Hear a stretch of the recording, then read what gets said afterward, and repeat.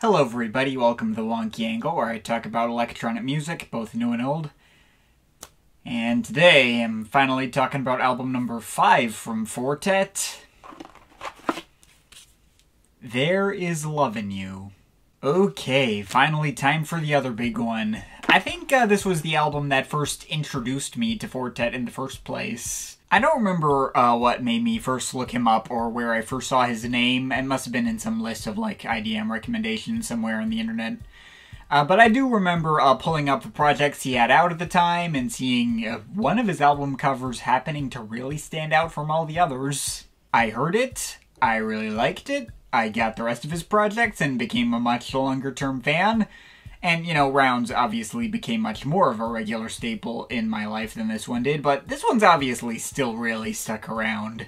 I marked it as my number 80 favorite album of all time back in 2016, as an essential album of the decade last year, and as my number 4 album of 2010 in that one sub-milestone video where I was doing like year-end lists for other years of electronic music from before I started reviewing. Been building up the hype for this one for a while, and it is probably his most recognizable work at this point, and one of the most common points of entry for people not already into Fortet to get into him, much like it was for me. Now, I did mention that Fortet was first introduced to me as an IDM artist. He's often lumped into that category and recommended to people who love all the Aphex Twins and Audicors of the world.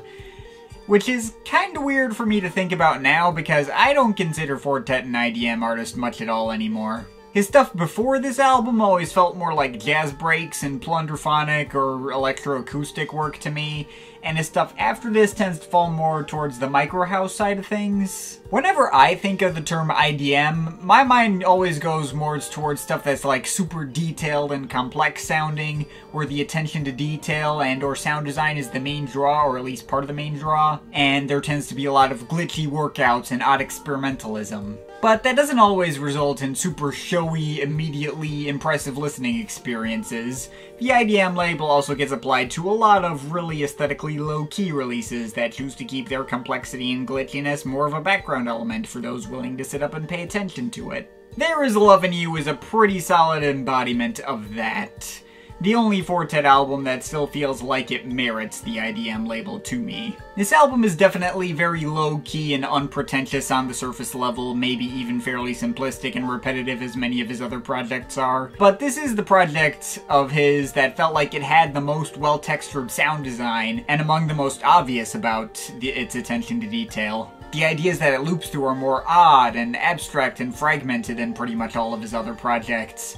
It's the one project of his that most improves with a full attention listen, so you can really pick up on everything that's going on. Fairly cerebral stuff while also being really accessible. And it's one of his most easily replayable and consistent projects as well.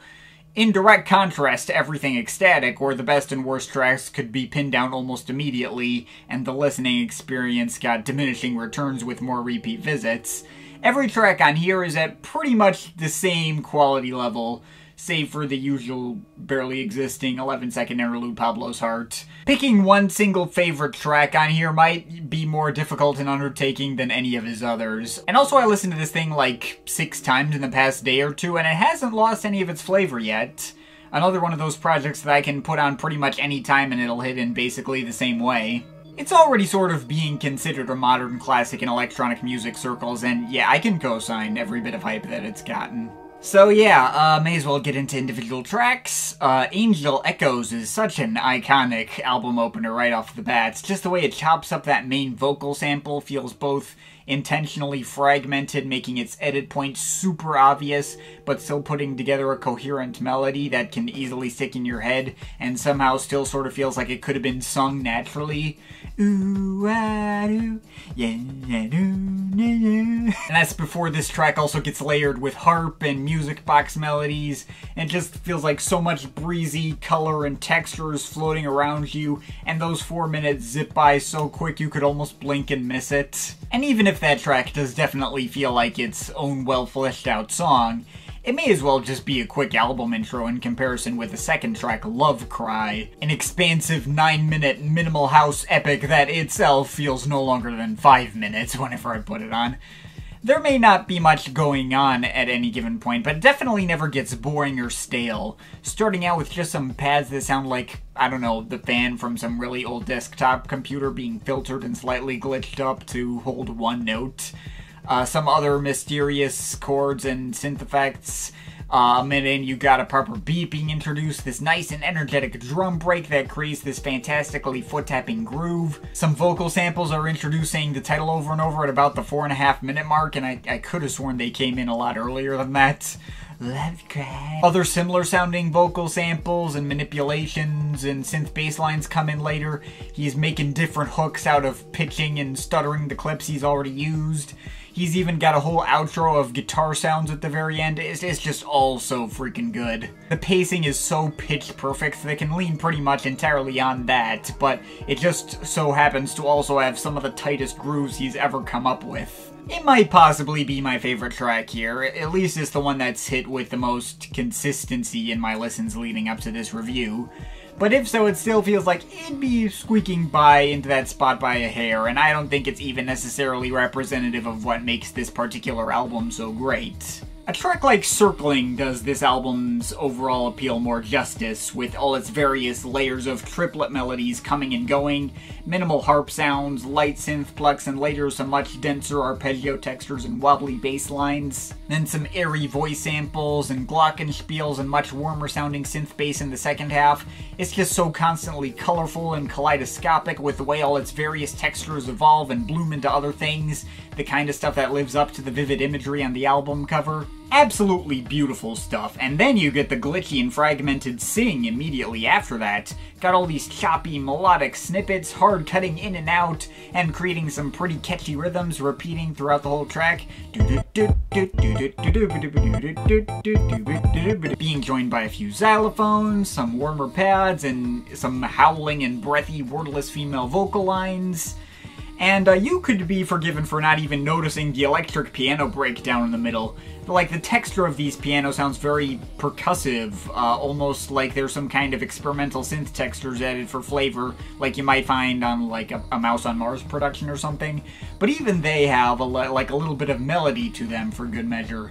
A track like this, sure, it goes on for over 6.5 minutes and relies on a lot of the same loops and ideas throughout that entire time without changing up that much. But you never get sick of any of it. The mix is so lively and strange and addicting that it doesn't matter, and it once again just zips by in an instant.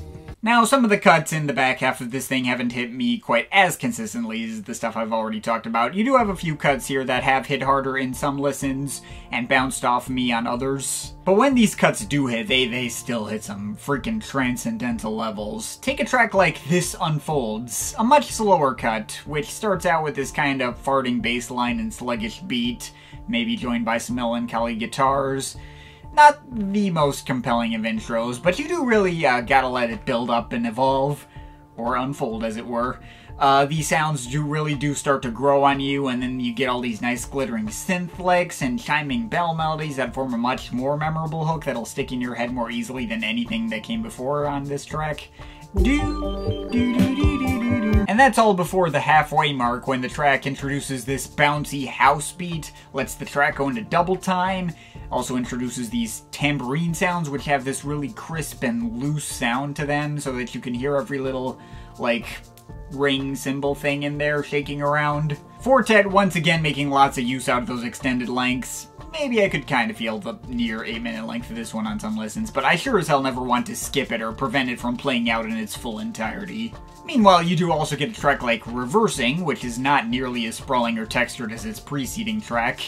This one's only about 2.5 minutes of glitchy minimal synth pads and maybe some shakers. It's so scant to the point of practically qualifying as an interlude, but unlike many other Fortet interludes, which you typically don't notice are even new tracks or only go on for like a few seconds, Reversing definitely does feel like its own distinct moment in the track listing, and the sounds it does explore in its short running time can still really stick in your head and remain very easy to recall exactly what they sound like. If a moment like that is one of the least notable ones here, that's only a good sign for how freaking consistent this project is. But next we got Plastic People, and after having made it through these previous two slower and more toned down moments, this one always catches my ear and wakes me back up. A much more refreshing and bouncy house sort of cut with all these blipping, watery melodic patterns running throughout, and some particularly detailed percussion sections that sound like it's got all sorts of different shakers and maracas and clapping and snapping and all manner of other sounds. Even got some more female vocal humming in the background at a few points and other striking synth melody segments. Maybe even the sound effects of cars passing near the end, and that whole outro of what sounds like some 1 or 2 year old kid randomly playing on some plinky toy piano. It may not be as instantly catchy and memorable as other tracks here like Sing or Angel Echoes or even This Unfolds, but it does make for some really nice, uplifting but moody atmosphere and create a kind of vibe that would also start to become a trademark of some of his later projects like New Energy and all those.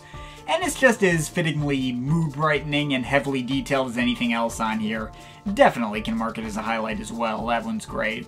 But then we finally make it to the end. The album closes with She Just Likes to Fight, which may not be as impressive or catchy a moment for this album as many of these others, but also happens to hit on a much more intimate and emotional note that makes perfect sense as a closer, almost entirely driven by some very low-key and moody guitar patterns. And that sure isn't to say it's any less lacking on the details front. You've got a lot of clanking cowbells and chimes joining in the percussion even in the sparsest moments. There's two change-ups into different tapping drum breaks, and more triumphant sounding analog synth swells that join in as well. But really it's just meant to be that one last little cute emotional moment to close this thing out, and it does its job magnificently well. The closest this project has to having a proper tearjerker in it. And yeah, that's everything on There Is Love in You. Now, it's not like I think this album is stone cold perfect by any stretch. I don't even consider it to quite cross into 9 out of 10 territory. I mean, I did consider it, and I even kind of wanted to say it did. But ultimately, no, this doesn't hit me on as much of a personal, emotional level that projects I do give that rating can. Round still easily beats this out for me. The thing about this project is that while it is in fact one that rises significantly upwards in quality if you're able to give it your full attention and pick up on all the minor details, actually giving it my full attention was a little easier said than done. Of my many listens of this thing leading up to this video, I'm gonna be honest, the vast majority of them saw this thing kinda slipping into the background. I'd always be perked up for Angel Echoes and Lovecry, and there was always at least 1 or 2 tracks that I would be able to perk up for, and which ones those would be different for every listen. But it never actually was more than, 2 others. That is kind of one of the drawbacks of having an album that focuses so heavily on all these really light and inoffensive sounds and sticking to such a non-showy, unpretentious style, especially when it's one that I've listened to this often over so many years. I can't even really remember what I thought when I first heard it, but it might not have all the same novelty to me now as it did then. I don't remember. But still, even with this thing on in the background, there still isn't a weak track in the bunch or one that I wouldn't be able to recognize from a distance. Even the most surface level experience easily had enough unique appeal and personal resonance to shoot it pretty comfortably into great territory. I never had a listen of this thing where my enjoyment dipped below maybe an 8.5 or something. This may be a pretty milquetoast IDM project from an aesthetic level, but it is a super immediate and easily replayable one, and one that has every single bit of detail and texture to back it up. It's one of the single best milquetoast IDM albums I've ever heard, if not just the best.